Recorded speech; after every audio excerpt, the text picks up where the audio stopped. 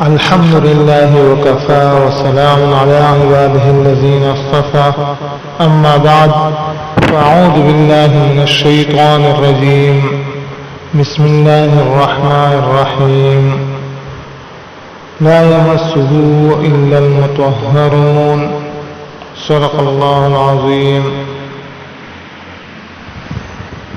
ناظرین کرام، قرآن مجید اللہ تعالیٰ کی آخری کتاب ہے جو حضرت جبرائیل علیہ السلام کے ذریعے رسول اللہ صلی اللہ علیہ وآلہ وسلم کے قلب اطہر پر نازل ہوئی.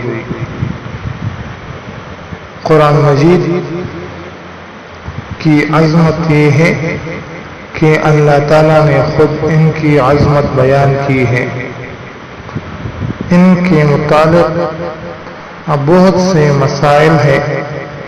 ان میں سے ایک مسئلہ یہ بھی ہے کہ جنابت کی حالت میں قرآن مجید کو کوئی مسح کر سکتا ہے یا نہیں. ان کے علاوہ بھی اور بہت سے مسائل ہیں،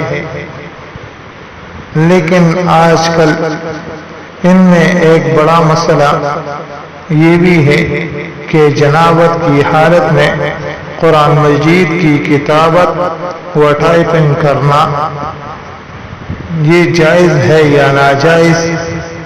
لیکن اس سے پہلے آپ کو بتاؤں کہ اگر آپ نے ہمارے چینل کو سبسکرائب نہیں کیا ہے تو برائے مہربانی ہمارے چینل کو سبسکرائب کریں. ناظرین کرام، جنابت کی حالت میں قرآن مجید کو چھونا اور مسح کرنا یہ ناجائز ہے.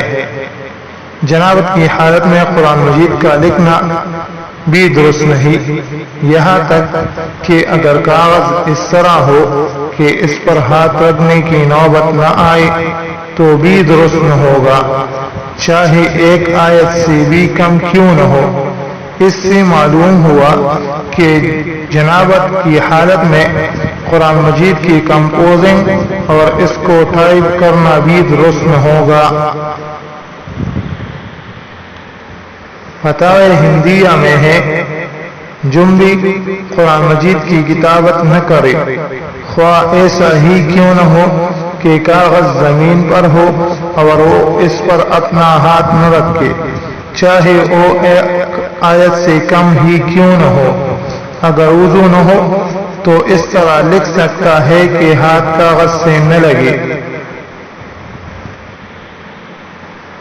لا تکرہ کتابت القرآن والصحیفۃ واللوح علی الارض کہ بے وضو کے لیے قرآن مجید کی کتابت اس طرح مکروہ نہیں کہ کاغذ اور تختی زمین پر ہو، مگر اس میں بھی اختلاف ہے، اس لیے احتراز کرنا بہتر ہے. یہ حکم جس طرح کتابت کے لیے ہے اسی طرح ٹائپنگ اور کمپوزنگ کے لیے بھی ہے.